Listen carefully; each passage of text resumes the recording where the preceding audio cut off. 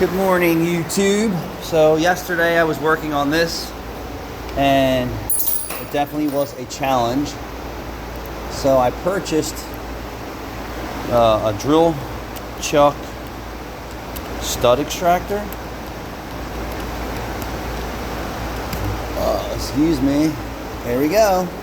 And I purchased both of them based on one of my friend's recommendations. So here's the small one. And let's see where the big one is. And here's the big one.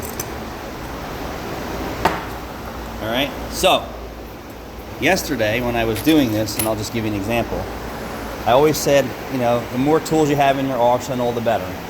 So these 8mm studs, when they break off inside the head, you're not getting it off with this thing. If they break off and the stud's exposed and not a whole lot's exposed, I'll give you an example. So this one here, when it bites,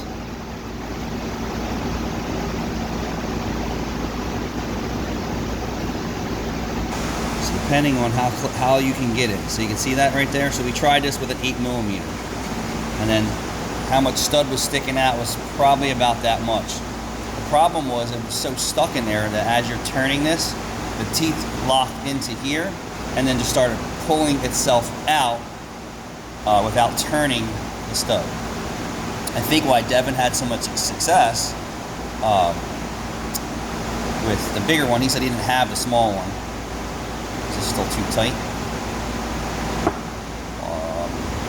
Why he had so much success, he cut all the nuts off of the studs, which gave him probably that much bite, an inch worth of bite or less. Not, you know, what I was dealing with was like that much bite.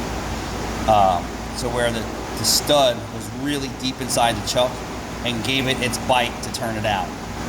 So if I was going to use this method, I think I would cut all the nuts off like Devin did, if it's accessible. Using a torch in an engine bay is very difficult sometimes.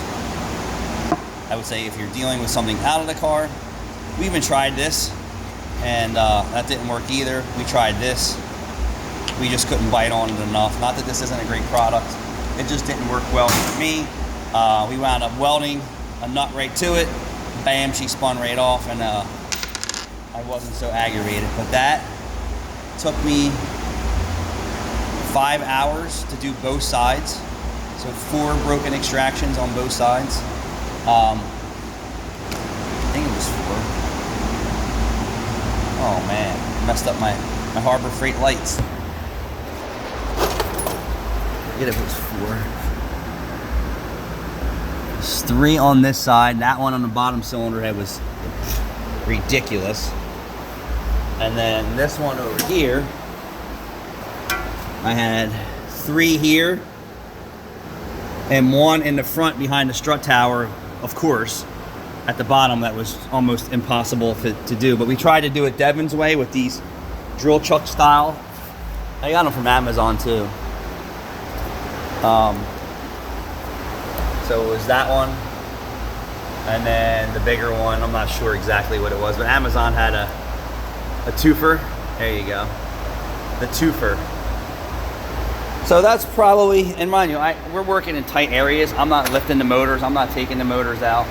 I try and do everything in the engine bay just to make it easier. So I'll fart with those things again. Like I said, if you're cutting all the nuts off the manifold, I think this thing would work way better. I think it would work way better. Not that it's your savior to your job.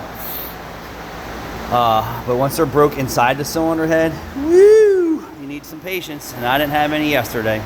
Thanks for watching.